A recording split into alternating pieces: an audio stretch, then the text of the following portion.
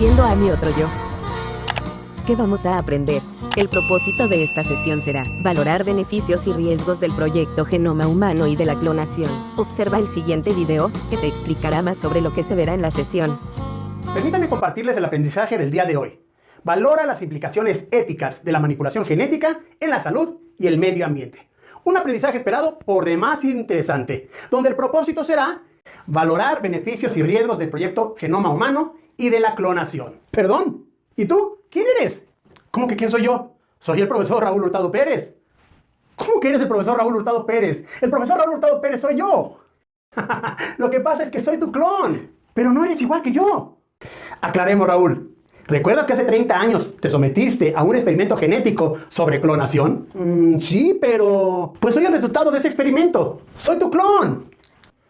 Lo que pasa es que al ser mi clon, yo esperaba verte exactamente igual que a mí. Posiblemente lo seré, pero hasta dentro de unos 30 años, ya que tenga tu actual edad.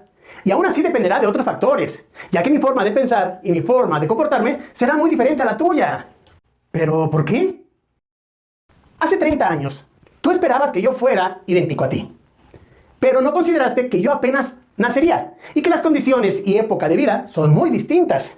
El ambiente social, la educación, la tecnología, incluso la música y mi forma de vestir. Oh, ya entiendo, eres mi otro yo, pero vives, has crecido y te has desarrollado en el siglo XXI, muy diferente a lo que yo viví cuando era niño o adolescente. En efecto, nunca podremos ser exactamente iguales. No importa, pero al saber que tengo un clon, es por demás muy emocionante, ¿no lo creen? Así es, y además, tengo mucho que aprender de ti. Claro, ya verás cómo nos vamos a llevar muy bien. Como ven, alumnas y alumnos, el tema de hoy es conociendo a mi otro yo. Lo que acaban de ver respecto a mi otro yo fue una manipulación tecnológica, donde me grabé en dos momentos diferentes y después integré ambas grabaciones. Sin embargo, ¿se imaginan que esto pudiera ser posible? ¿Que pudiéramos crear vida artificial? ¿Poder crear órganos de manera sintética? ¿Curar todas las enfermedades? Hoy en día, con los cambios tecnológicos y los avances en la genética que el ser humano ha logrado, nos permite afirmar que esto podría ser una realidad en un futuro próximo. Estamos ante los inicios de lo que se conoce como la biología artificial o sintética, la cual científicamente ha impactado al mundo, tanto como el descubrimiento y desarrollo de la energía atómica acontecida en la primera mitad del siglo XX. ¿Qué hacemos? La secuenciación del genoma humano representa la lectura de cada uno de los casi 3.000 millones de nucleótidos que forman las largas cadenas de ADN que lo conforman. La incógnita es, ¿cuál es la razón por la que el conocimiento de la secuenciación genómica no ha derivado en la cura de todas las enfermedades que aquejan a la humanidad? Si bien el genoma humano muestra las instrucciones necesarias para construir todas las proteínas del cuerpo humano, leer las instrucciones y conocer cómo sus cambios generan enfermedades ha sido mucho más difícil de lo esperado. Aún existen inconsistencias que hacen pensar que posiblemente el conocimiento total del genoma humano siga todavía incompleto. Así es, profesor Rodolfo. Además, hay que recordar que los genes son segmentos de cromosomas formados por ADN. Estas unidades funcionales básicas dentro del genoma son las que contienen la información para fabricar todas las proteínas de nuestro cuerpo, por lo que el descubrimiento del genoma humano ha permitido establecer diferencias entre los más de 200 tipos de células de nuestro cuerpo, siendo el factor diferencial el conjunto específico de genes a partir de los que se sintetizan las proteínas de cada célula. Y para lograr comprender un poco más, observa el siguiente video que te permitirá entender la importancia de estos avances en ingeniería genética. Con las recientes investigaciones sobre el ADN y los genes, se ha logrado descifrar gran parte del código genético de muchas especies de seres vivos, incluido el del ser humano. Se sabe qué características codifican determinados genes y se reconoce su localización en la cadena de ADN. Con este conocimiento, se ha logrado modificar las características naturales de algunos organismos. Por ejemplo, se obtienen plantas más resistentes a sequías o ataques de plagas, ganado que produce una mayor cantidad de leche o carne, y también microorganismos que segregan sustancias muy parecidas a las que se producen en las células humanas, las cuales se utilizan en medicamentos. Los científicos especializados en ingeniería genética utilizan métodos para obtener organismos transgénicos, también llamados OGM u organismos genéticamente modificados. Uno de estos procedimientos consiste en trasladar una parte de la cadena de ADN de un organismo, la cual determina ciertas características al núcleo de otro organismo de otra especie, cambiando su constitución genética y modificando así algunas de sus características de especie.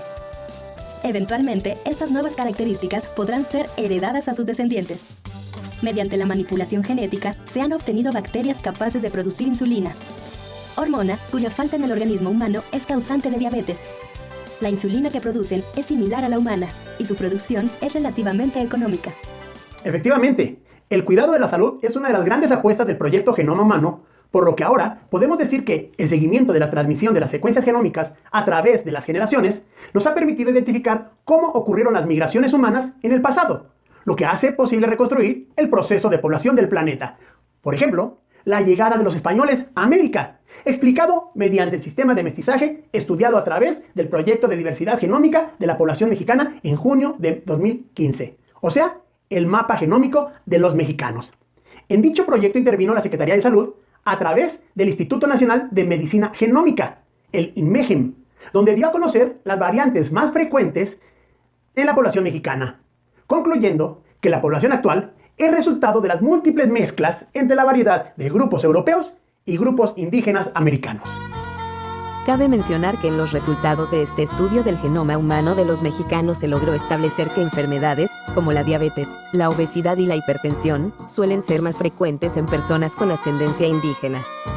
Así es, profesor Rodolfo, aunque hay otras áreas en las que se ha trabajado y se han obtenido resultados impresionantes, como por ejemplo, el 20 de mayo del 2010, el científico norteamericano John Craig Venter anunció la creación de una célula bacteriana controlada por un genoma sintético. Esto es, se creó la primera célula completamente artificial, logrando después de secuenciar completamente el código genético de una bacteria. Este acontecimiento que, como todo descubrimiento científico, deriva en dos posturas, la que beneficia y la que perjudica. Hasta hoy, el hombre ha logrado crear bacterias artificiales enfocadas a la degradación de desechos fabricados con compuestos sintéticos, así como producir biocombustibles, lo que podríamos catalogar como un beneficio. Pero también surge la posibilidad de que estos conocimientos de vida sintética se empleen en la fabricación de armas biológicas, lo cual observaríamos como una gran desventaja. Un dato interesante sobre la creación de esta bacteria es que, aun cuando fue construida artificialmente, los científicos establecieron que, para considerarla como un ser vivo, se deben de cumplir 3 premisas. Primero, tener un metabolismo. Segundo, presentar la capacidad de reproducirse. Y tercero, poder evolucionar al paso del tiempo. Por tanto, al cumplir con estas 3 premisas, la mencionada bacteria se convierte en el primer ser vivo creado completamente de manera artificial. ¡Qué interesante, profesor Rodolfo! Entonces lo anterior nos da la pauta para hablar de un tema muy sobresaliente, como lo es la clonación.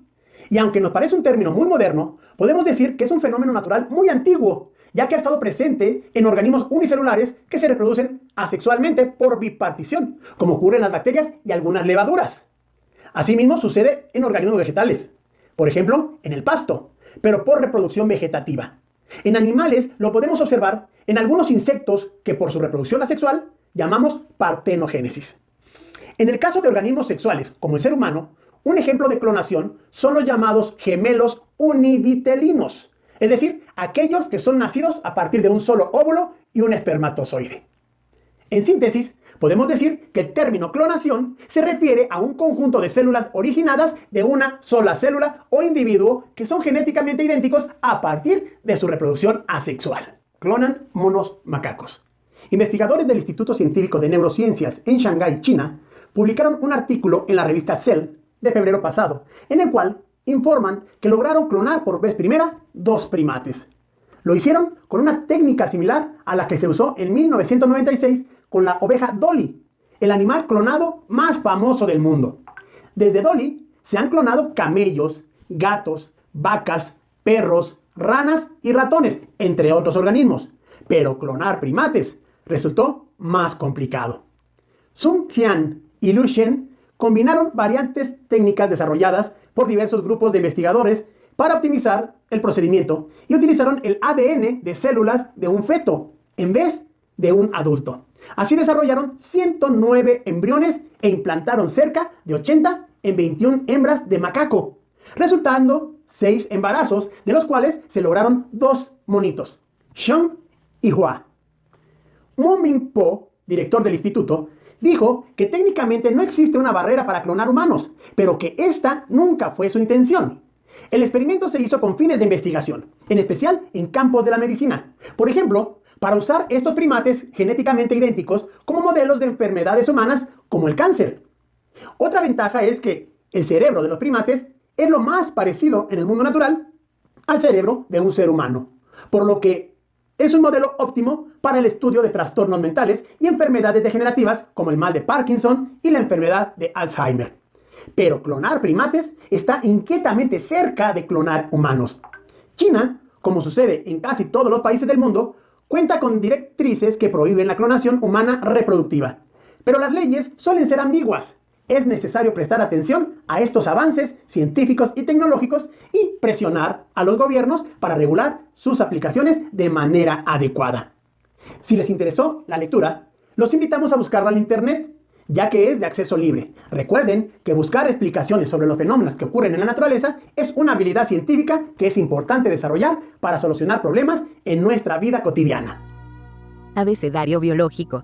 Es momento de identificar el concepto que formará parte de tu abecedario biológico. Estudiaste varios conceptos importantes y que permiten dar explicaciones sobre la importancia de conocer los beneficios y riesgos del genoma humano y la clonación. El concepto es clonación. Agrégalo, defínelo e ilústralo. A partir de lo estudiado hoy, podemos considerar que el desciframiento del genoma humano y la clonación han permitido la aplicación de la ingeniería genética en 3 áreas principalmente. En la medicina, como es la producción de antibióticos y vacunas que aporten mejores resultados en tratamientos a ciertas enfermedades o tratamiento de enfermedades genéticas por medio de eliminación de genes relacionados con la enfermedad, así como la producción de hormonas como la insulina que controla la diabetes. En la industria de alimentos, la modificación de animales para lograr mejor rendimiento y mejor tipo de carne, así como la modificación de vegetales con mayor resistencia a plagas y mayor producción. Por último, en el ambiente, modificación de bacterias que transforman, por ejemplo, el petróleo derramado en zonas marinas en sustancias menos contaminantes, así como la producción de energía utilizando, por ejemplo, soya genéticamente modificada.